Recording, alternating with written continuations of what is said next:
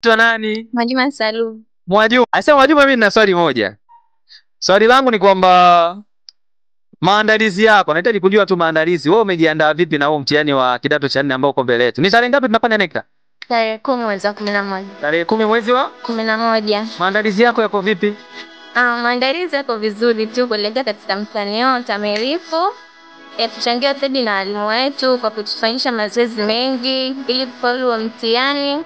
Pia na support kutoka kwa wazazi wetu kwa kutugia muda wa kutosha kupambania masomo yetu ili kupata matokeo mazuri.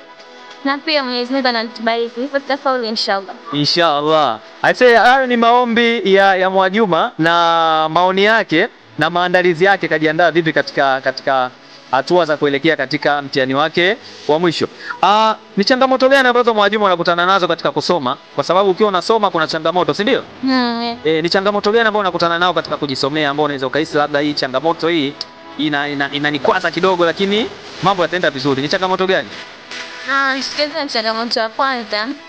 Mfano kama ukiwa mazingira nyumbani au kama hivi shuleni unaweza kukatika. Kama ukikatika unaanza kitu mbalimbali. Sio nyumbani giza. Kama kuna tabia kusema usiku kote tunafeli.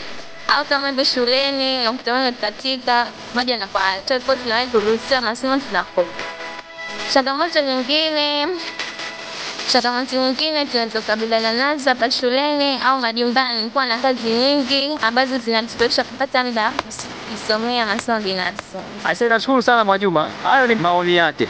Kwa hiyo kama wazazi, jamani, tujitahidi kwa muda ambao tunao, tuwape muda wa kutosha wanafunzi wetu au vijana wetu waweze kujisomea ili mwisho wa siku waweze kupata division 1 ambazo ni nzuri na mwisho wa siku waendelee kutangaza shule yetu ya barabara ya Mwinyi Sekondari. Naamini kabisa kupata division 1 barabara ya Mwinyi 1 zisizopungua 80 inawezekana. Si ndio jamani?